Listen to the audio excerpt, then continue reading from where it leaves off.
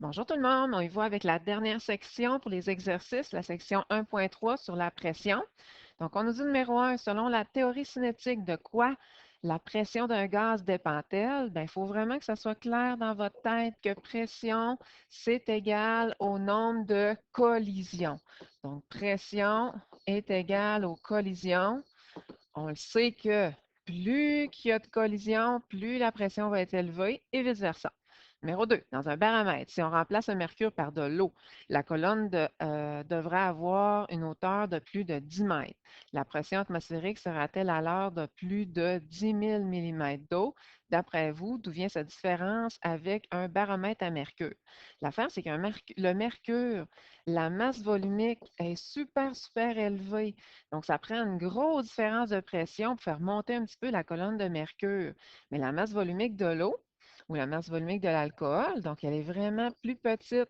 Fait qu'à chaque petite variation de pression, ben ouh, donc l'eau, là, finalement, monterait super, super haut. Numéro 3, un baromètre indique une pression à 99,5 kPa. On veut savoir quelle est la hauteur de colonne de mercure. Dans le fond, la question ici, c'est de transférer les kilopascals en millimètres de mercure. C'est ça qu'on veut faire. Fait qu'on se rappelle que, ça je vais vous le mettre au tableau, là, que 101,3 pardon, kilopascal, c'est égal à 760 millimètres de mercure. Fait que si j'ai 99,5 oups, ici, 99, on va aller mettre ça comme faux. Donc ici, là, je vais y aller comme ça en effaçant donc mes affaires.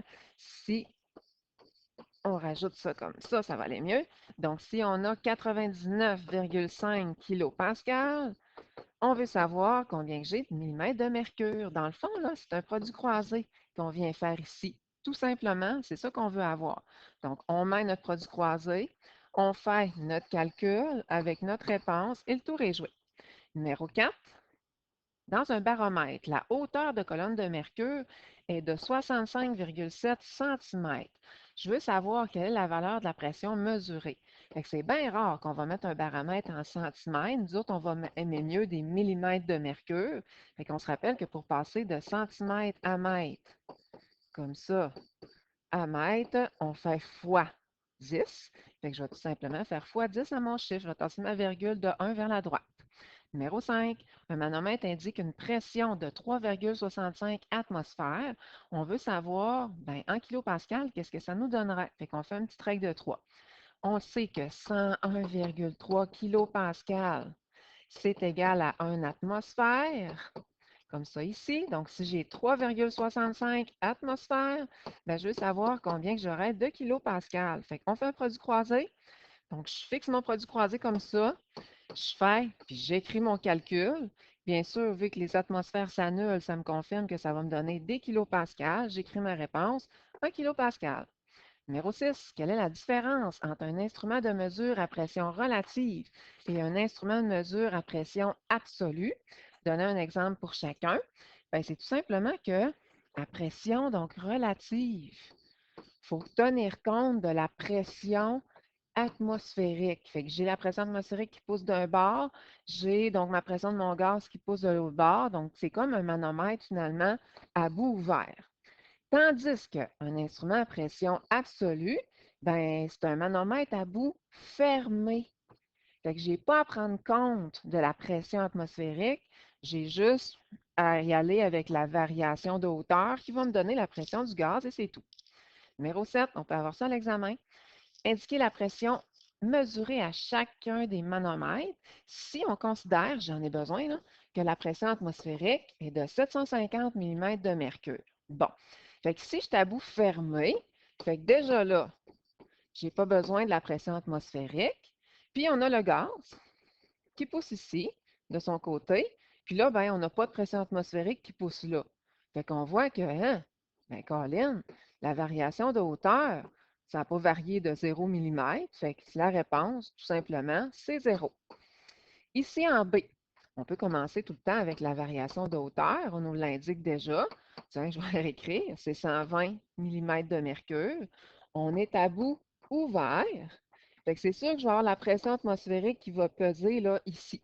Fait que là, c'est à savoir, est-ce que c'est le gaz qui pousse plus ou est-ce que c'est la pression atmosphérique qui pousse plus? C'est le gaz qui est plus fort parce qu'il a fait déplacer la colonne de mercure, fait qu'on va faire un plus. Fait que je vais faire ma pression atmosphérique plus la variation de hauteur et ça va me donner ma réponse finale. Ici, donc, on est à bout ouvert, fait que ça veut dire qu'on a la pression atmosphérique qui pèse ici, qui est de 750 millimètres de mercure, puis on a un gaz aussi qui exerce la même force. Fait que le gaz, là, sa pression du gaz, elle est autant forte que la pression atmosphérique. Fait que ça veut dire que la pression du gaz est de 750 millimètres de mercure. Aucun calcul, c'est de la logique. Ici, on a directement la variation de hauteur. On est à bout ouvert, fait que j'ai la pression atmosphérique qui pousse de ce côté-ci avec 750 millimètres de mercure. Puis notre gaz, ben lui, Colin, il pousse moins fort que la pression atmosphérique de ce côté-là. Parce que la colonne est ici et là, la colonne est là. Fait que je vais faire comme tantôt, pression atmosphérique, sauf qu'au lieu de faire un plus, je vais faire un moins la variation de la colonne de mercure, de hauteur de la colonne de mercure. L'autre côté, on a au numéro 8 un manomètre, donc à pression relative de la bonbonne de votre barbecue qui indique une pression de 0. On veut savoir si la bonbonne est vide. Votre bonbonne là, est vide uniquement lorsque vous n'avez acheté une neuve. Pourquoi? Ben, c'est parce que c'est une pression relative, votre bonbonne de propane.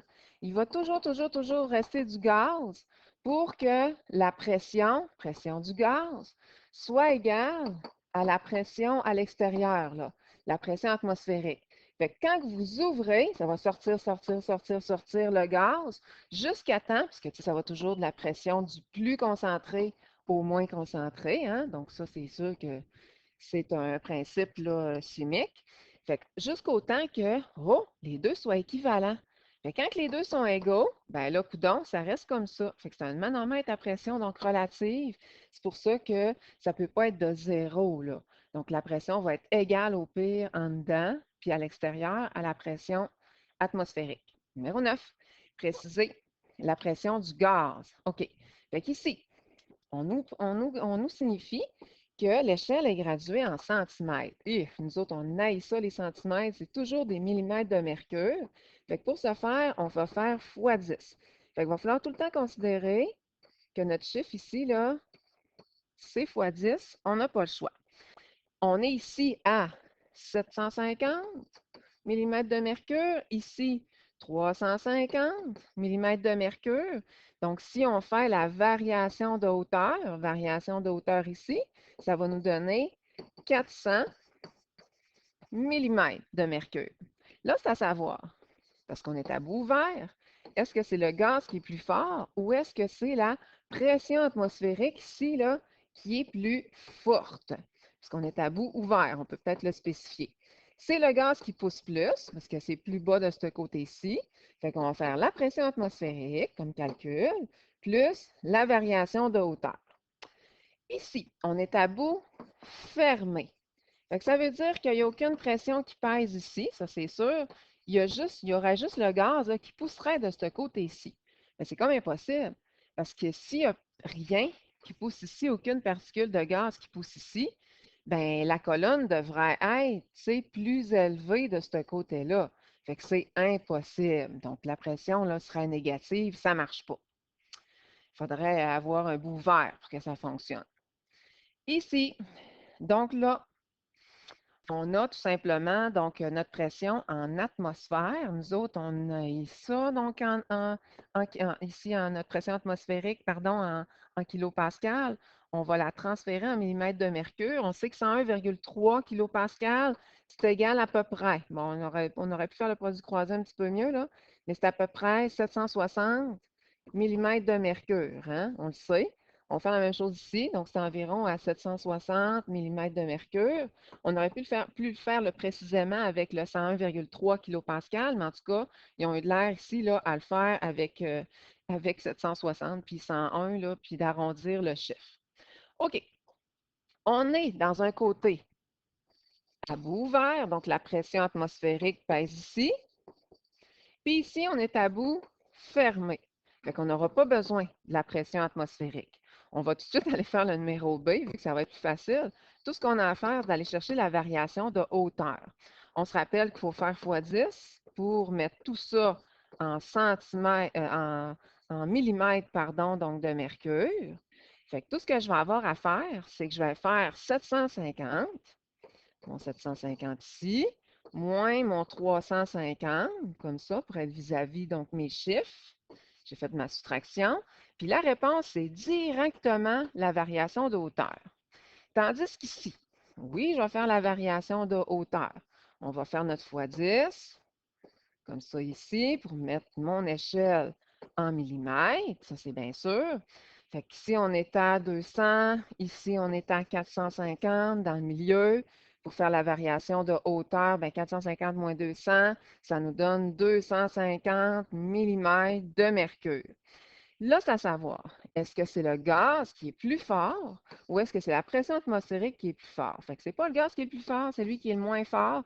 Fait que qu'est-ce que je vais avoir à faire, c'est de faire un moins avec ma pression atmosphérique. Pression atmosphérique moins ma variation de hauteur.